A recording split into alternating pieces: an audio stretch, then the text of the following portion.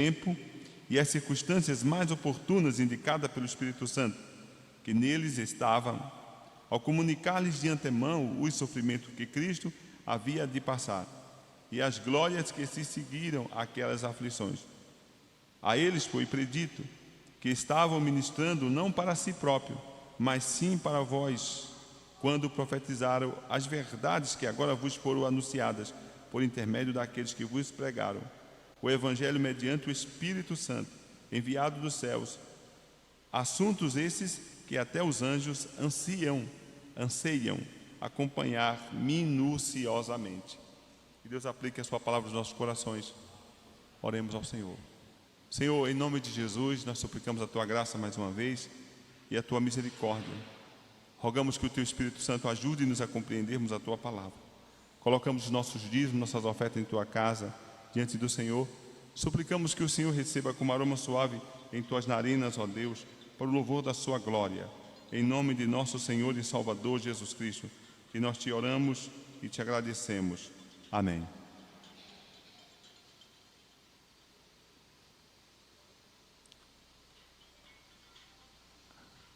Gabriel, por favor, pega esse negócio aqui.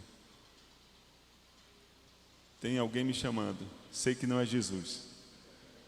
Porque ele não vai me chamar assim.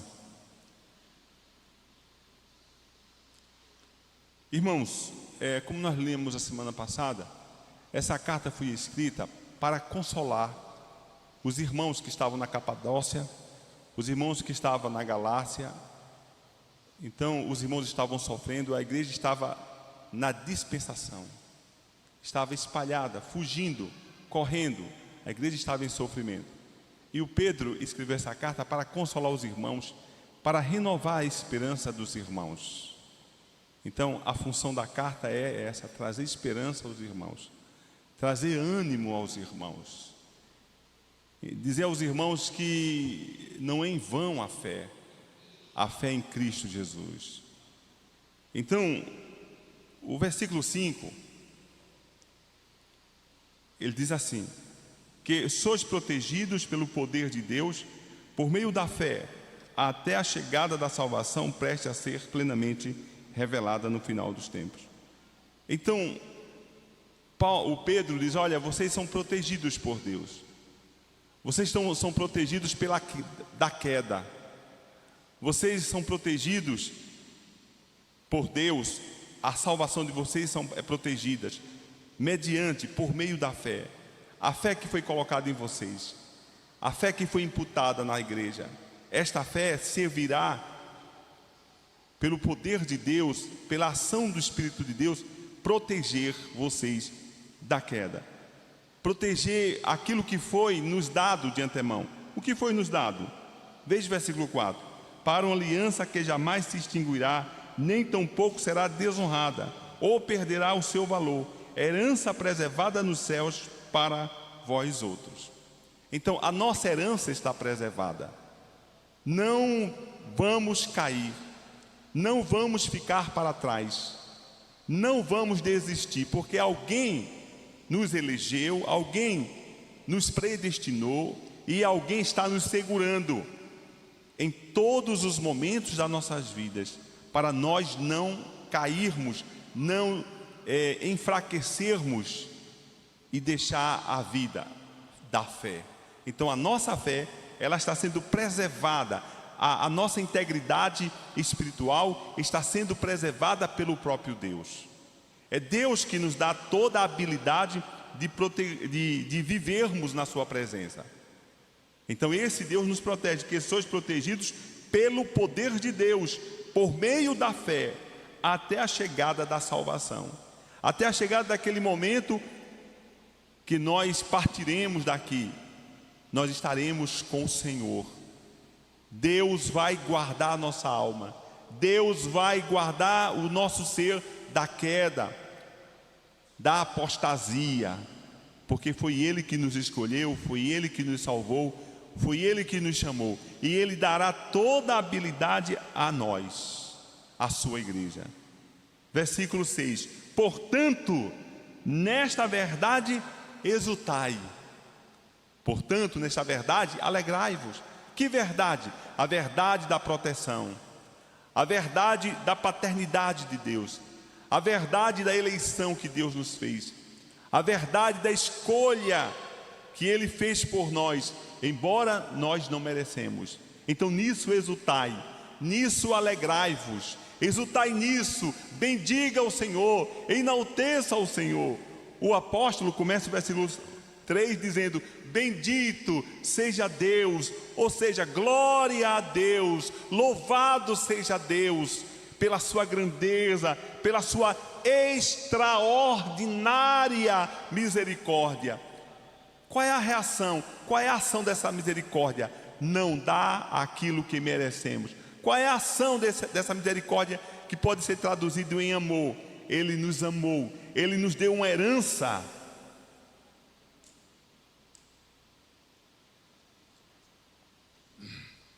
Que ninguém roubará, que ninguém tomará. Então nisto exultai. Qual é a alegria da igreja? A alegria da igreja, amados irmãos, é Jesus. A alegria da igreja é o Salvador. A alegria da igreja é que ela tem um dono. A alegria da igreja é que ela tem um protetor. A alegria da igreja é em Cristo, que morreu, ressuscitou e voltará para buscá-la. Jesus é a nossa herança. O que vai restar, me permita dizer, em tudo que nós fizermos, de tudo que nós temos, de todas as nossas sabedorias, de tudo aquilo que nós possuímos, a única coisa que vai restar em nós é Ele, é Jesus. E Ele nos guardará, amados irmãos, de todo mal. Portanto, nisto exultai, mesmo considerando que agora e por algum tempo ainda tenhais de ser afligido por toda espécie de provações. As provações são reais. As provações existem. Provações significa tribulações, adversidades existem para todas as faixas etárias, para todos nós, para o rico, para o pobre, para o douto para o indoto, para o jovem, para as crianças, para todos nós que somos humanos. As provações existem de todas as formas. Nós sofremos com doenças, né? Sofremos com desempregos, sofremos com o medo do amanhã, sofremos com ansiedade, a preocupação exagerada do amanhã, o medo, sofremos com tristeza por conta do passado, tribulações, sofremos com nós mesmos, sofremos com o mundo, sofremos com o próprio diabo. As tribulações existem, e veja que Ele não nos livrará totalmente das tribulações. O texto diz que Ele nos guardará, nos protegerá de quê? Ele protegerá-nos da queda fatal, Ele nos protegerá da morte fatal, mas das tribulações Ele não nos protegerá. Portanto, nisto exultai, naquilo que Ele comprou para nós.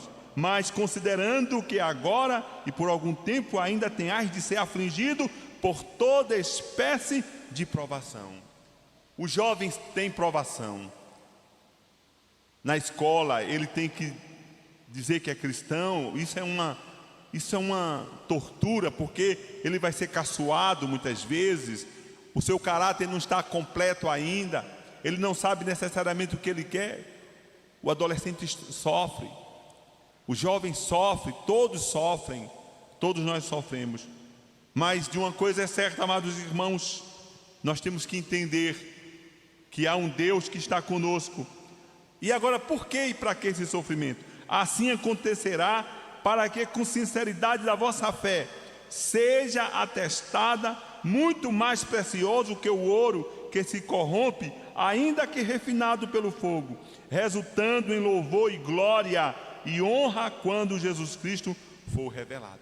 O sofrimento em toda espécie glorifica o nome de Jesus na vida do cristão. E o texto fala, o Pedro faz uma comparação entre nós e o ouro. Por que o ouro, irmãos? Quando as pessoas buscam o ouro, acham o ouro, eles têm que purificar o ouro. colocar o ouro no fogo, derreter o ouro ele fica pastoso, ele fica líquido, para toda a impureza do ouro sair. Se o ouro pudesse gritar por causa do fogo, o ouro gritava mesmo, porque o fogo consome toda a impureza do ouro. Aquela impureza sai e o ouro fica do jeito que de fato é. Então ele faz essa comparação que as tribulações, os sofrimentos, ele age em nós semelhantemente o fogo age no ouro. E quando a pessoa pega o ouro, o dono do ouro, ele fica feliz porque o ouro é puro, está com grande valor. Muito mais a nossa fé. Quando nós passamos por tribulações, quando nós reagimos positivamente, quando nós não negamos ao Senhor, quando nós somos firmes nas verdades divinas, nós somos aprovados por Deus, e isso resulta em glorificação a Deus. Eu vou ser sincero com os irmãos, eu não entendia quando os irmãos diziam assim, mas sofreu Jesus. Eu dizia, que tem a ver o sofrimento de Jesus comigo? Eu falava assim sempre, mesmo cristão, eu dizia, o que tem a ver Jesus comigo? As últimas palavras do meu pai foi, chore não, muito mais sofreu Jesus. Eu digo, e eu com isso?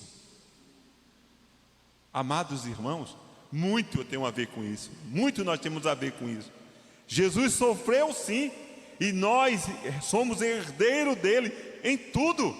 Herdeiro na alegria, herdeiro na tristeza, herdeiro nas tribulações, nós herdamos tudo dele.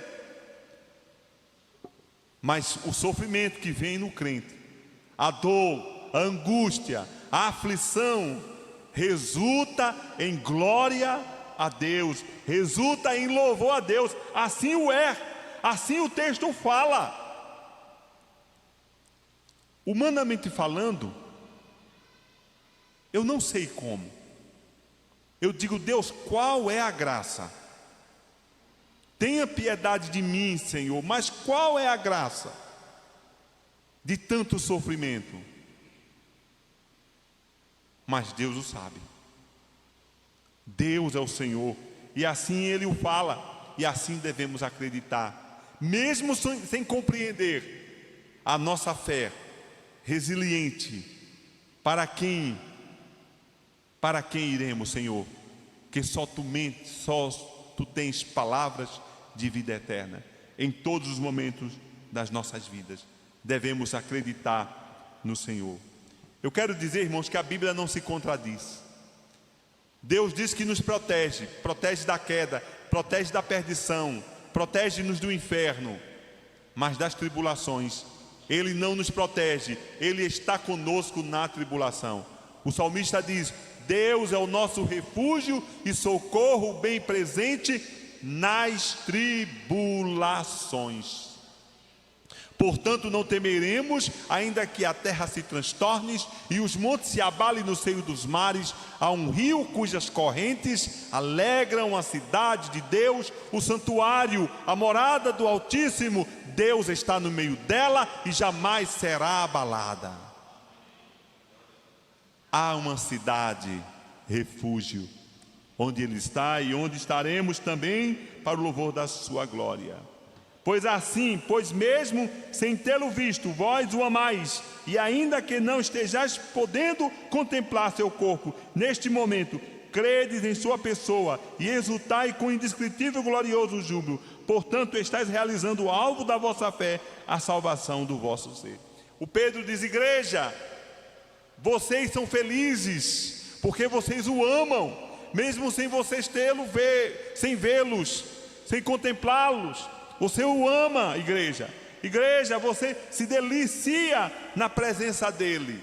Ele exalta a igreja, porque a igreja amava Jesus. Da mesma forma nós saímos das nossas casas, nos preparamos para estarmos aqui, nós o amamos. Louvado seja Deus. E isso vai ser revelado, amados irmãos, nos últimos dias, em comparação a este mar de gente. A igreja é um apêndice, irmãos amados. Mas fomos nós que fomos chamados para amá-lo, para glorificá-lo, para exaltá-lo, para bendizer. Portanto, estáis realizando o alvo da vossa fé, a salvação de todo o vosso ser. Irmãos, hoje nós precisamos de fé.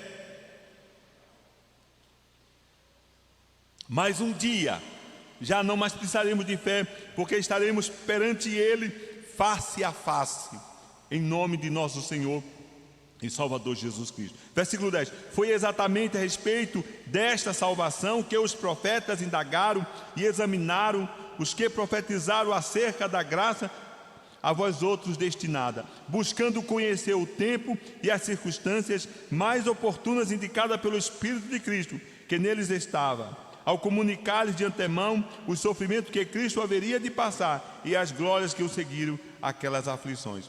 Então ele diz assim: olha, foi exatamente a respeito desta salvação que os profetas indagaram, perguntaram, estudaram, examinaram, mas eles não entendiam perfeitamente. E eles passaram a entender que tal salvação não era para eles, ou seja, a revelação de Jesus. Eles viveram olhando para a frente, sem ter conhecido. Eles não imaginavam, irmãos amados, as pegadas de Jesus, as pisadas de Jesus. Eles viam como uma nuvem, e nós vemos hoje em claridade. Quando nós lemos o Evangelho, nós podemos contemplar Jesus dizer conosco: não temas, que eu sou contigo. Nós podemos contemplar Jesus dizer: não se turbe o vosso coração, credes em Deus, credes também em mim. Podemos contemplar Jesus dizer: não andeis ansiosos pelo que há de comer, pelo que há de vestir. Isso eles não entenderam, isso eles não tiveram. Eles ficaram indagando, eles estudaram e eles não conseguiam plenamente. E a palavra é de exaltação à igreja, é de dizer: olha como vocês são felizes, como vocês foram os benditos do Senhor por receber essa extraordinária revelação. Que revelação? A santa palavra de Deus. Que revelação? O Espírito de Deus, o penhor do Espírito Santo de Deus, de antemão, a todos que acreditam, buscando conhecer o tempo e as circunstâncias mais oportunas indicadas pelo Espírito de Cristo, que neles estava, ao comunicar-lhe de antemão o sofrimento que Cristo haveria de passar e as glórias que o seguiram aquelas aflições. Versículo 12. A eles foi predito que estavam ministrando não para si próprios, mas sim para vós outros, quando profetizaram as verdades que agora vos foram anunciadas por intermédio daqueles que pregaram o Evangelho mediante o Espírito Santo, enviado dos céus. Assunto esse que até os anjos anseiam acompanhar minuciosamente. A beleza de Cristo. Os irmãos do Velho Testamento, eles não viram a beleza de Cristo. Eles viram por uma neblina, por uma nuvem, não de forma clara como nós podemos ver a beleza de Cristo. E muito mais acontecerá, irmãos, na revelação da salvação. Nós não temos ideia, a nossa mente não pode prescrutar o que Deus tem preparado para todos nós. Alguém chegou ao terceiro céu e por conta disso foi colocado um espinho na carne dele, mensageiro de Satanás, para que ele não ficasse soberbo, para que ele não ficasse altivo. E por 3 vezes ele orou a Deus que o tirasse. E Deus disse: a minha graça te basta, o meu poder se aperfeiçoa na fraqueza de todos vós. Nós não temos a noção desta grandeza. Os anjos ansiavam a prescrutar, a entender minuciosamente. Os profetas do Antigo Testamento não entenderam perfeitamente. E eles disseram: nós não estamos profetizando algo para nós, mas para outros que virão. Eu tenho esperança de ver Jesus Cristo vindo nos ares, voltando, o céu se abrindo e eu sendo arrebatado. Eu tenho esperança. Mas se não chegar, não tem problema. Isso não é para mim. São para os meus netos, trisnetos, pentaneto, hexaneto, não importa. Mas ele virá. Mas ele virá porque ele é fiel e verdadeiro. E nessa fé e nessa esperança, nós temos que andar, caminhar, mesmo sofrendo, mesmo com dificuldade, mesmo com nem tudo sendo realizado em nossas vidas, mesmo com lágrimas, mesmo com muitas vezes desgostos, mesmo com angústias, sofrimentos temporários que nós humanos temos. A frase nossa é essa: no mundo tereis aflições, mas tende bom ânimo, porque ele de antemão já preparou para nós a vida. Essa é a razão de estarmos aqui. Nós estamos, mas não somos daqui. Estamos caminhando junto para ele. Por isso, amados irmãos, para concluir, eu preciso dizer aos irmãos, se isso é importante para você, a vida eterna, por amor de Deus, fale às pessoas, evangelize, profetize, mostre. Não perca tempo, não perca a oportunidade. Diga às pessoas que há uma vida eterna.